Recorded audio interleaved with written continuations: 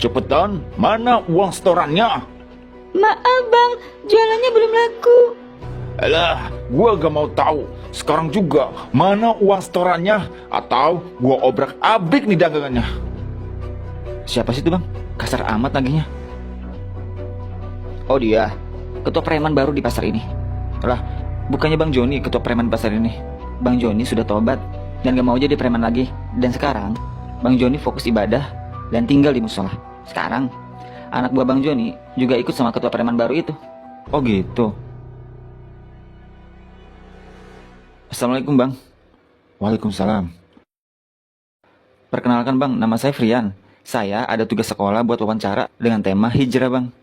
Saya dengar dari warga Abang sudah gak tugas lagi di pasar dan lebih fokus ibadah. Boleh nggak saya wawancara Abang? Jangan, saya belum layak diwawancara. Apalagi saya mantan preman, Dek. Justru itu Bang. Dengan latar belakang Abang dari yang kelam, lalu hijrah, semoga bisa menginspirasi banyak orang yang membaca nantinya. Dan itu jadi amal jariah buat Abang. Ibarat kata, passive income amal jariah buat Abang. Bisa aja kamu nih. Ya udah, Abang mau. Oke, kita mulai ya Bang, wawancaranya. Nama lengkap Abang apa? Nama lengkap Arif Putra, tapi orang memanggil saya Joni. Atau dulu Joni si berandal.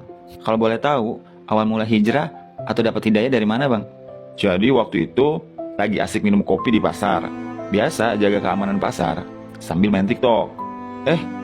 Ada video masuk FYP Abang. Yang inti dari video itu bilang, kamu merasa hebat, gagah, jangan sombong, ujung-ujungnya mati juga. Rata-rata kita mati di umur 60 tahun, kalaupun panjang 80 atau ada yang 100, itu pun jarang sekali. Dan kalaupun ada, kebanyakan di kursi roda, gak bisa ngapa-ngapain.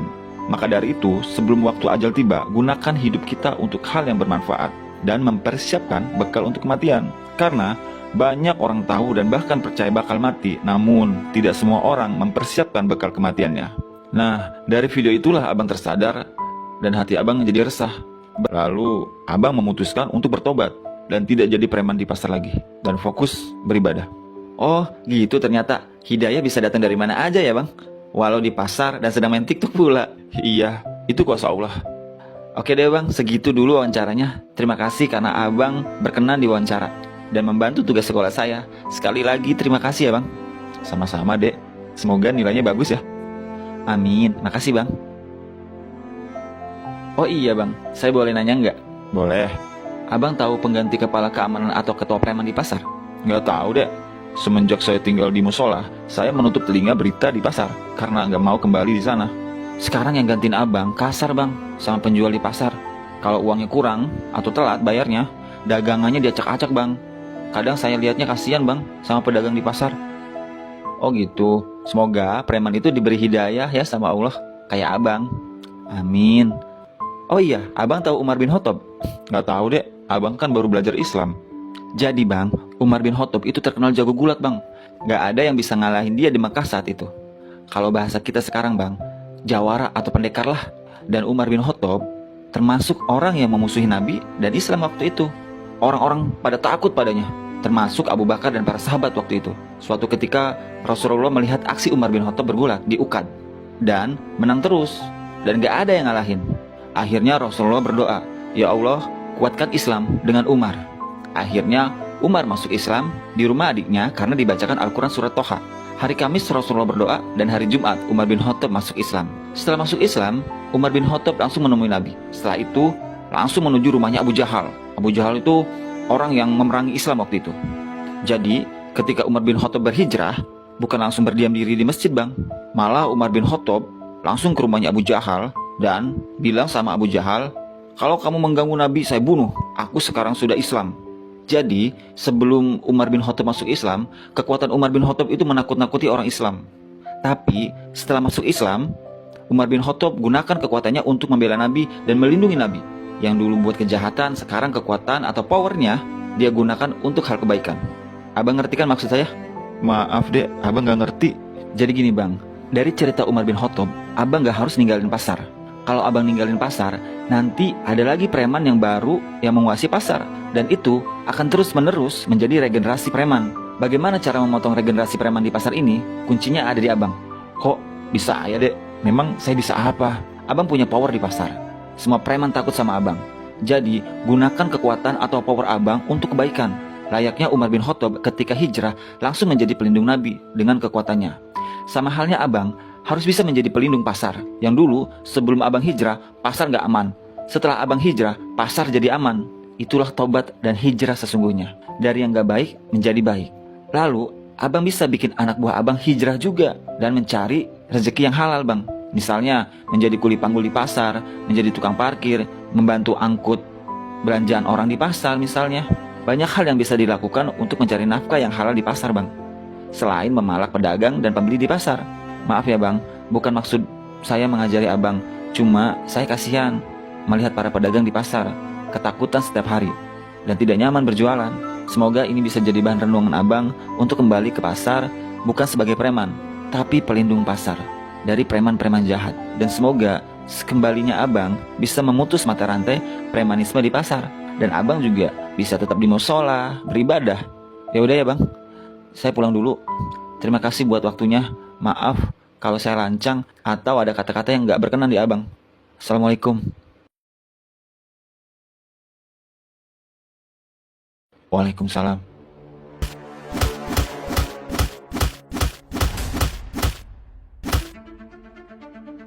Cuma segini doang jagoan kita ini. Hah? Yang katanya mau jadi pahlawan untuk pasar ini, yang katanya mau melindungi pasar ini. Lo lihat diri lo sekarang, lemah, pecundang, gak berdaya. Lo denger ya Bang Joni, lo bukan siapa-siapa lagi di pasar ini. Jadi gue peringatin jangan sekali-kali mencampuri urusan pasar. Karena pasar ini sekarang di dalam kekuasaan gue. Jadi gue bebas melakukan apa saja.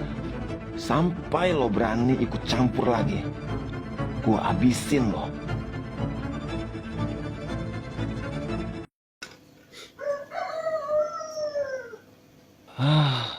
Ternyata cuma mimpi buruk.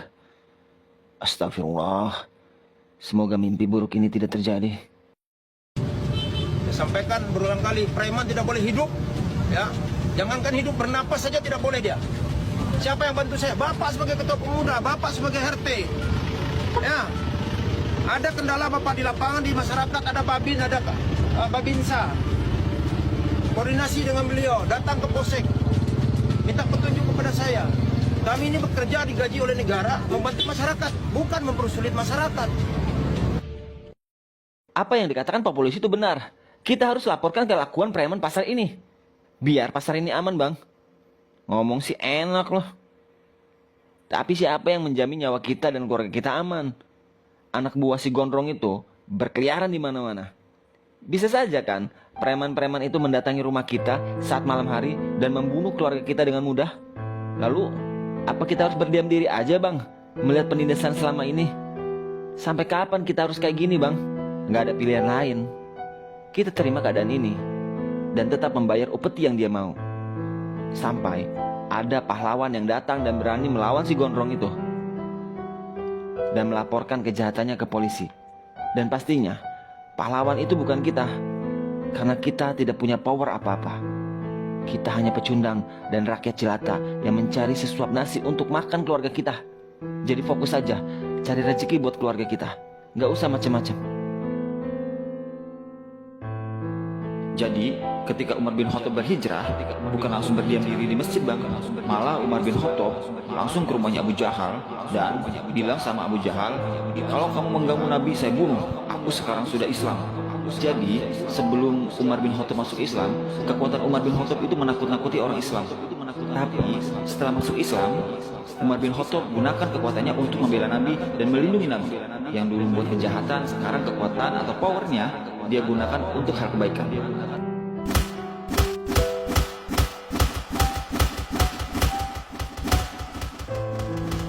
Cuma segini doang jagoan kita ini. Hah? Saya sampaikan berulang kali, preman tidak boleh hidup. Ya, jangankan hidup, bernapas saja tidak boleh dia. Dikatakan Pak Polisi itu benar. Kita harus laporkan kelakuan preman pasar ini. Biar pasar ini aman bang. Ngomong sih enak loh. Tapi siapa yang menjamin nyawa kita dan keluarga kita aman? Setoran. Mana setoran? Cepetan, setorannya mana? Maaf bang, dari tadi jualan sepi, belum ada yang beli. Gak mau tahu. Cepetan keluarin setorannya. Sungguh bang, uangnya belum ada. Oh, lo ngelawan ya? Mau dipukul kamu? Hei! Cukup. Jangan mengambil yang bukan hak lo. Bukan urusan lo, Joni. Lebih baik lo urus musola. Jangan ganggu urusan gua. Oke, kalau begitu, dengan sangat terpaksa, gua harus memberikan efek jerah kepada lo.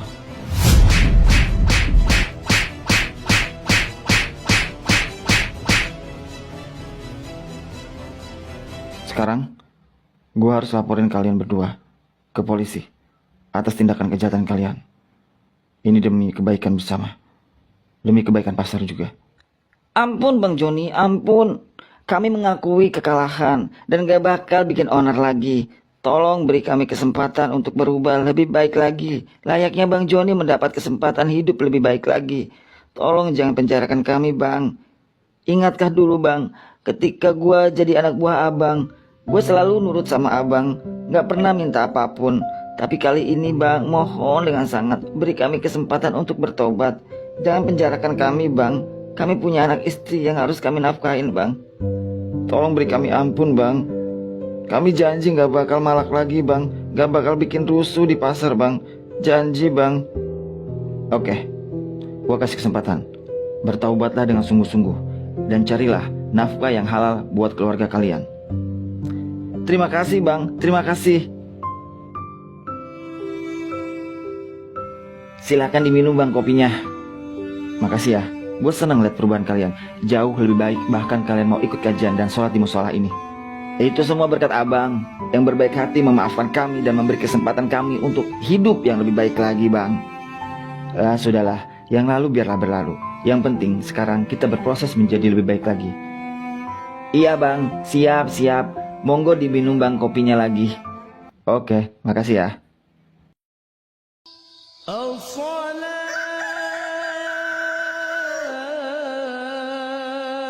Kenapa kepalaku pusing sekali ya Allah. Badanku juga gemetar dan lemas. Tapi aku harus paksakan tubuh ini bergerak. Aku ingin sholat subuh.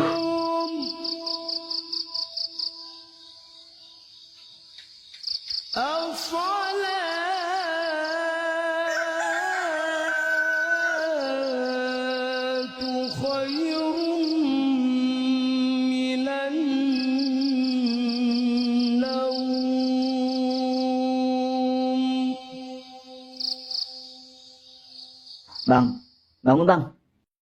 Astagfirullahaladzim. Tolong. Bang Joni gak ada nafas lagi. Tolong.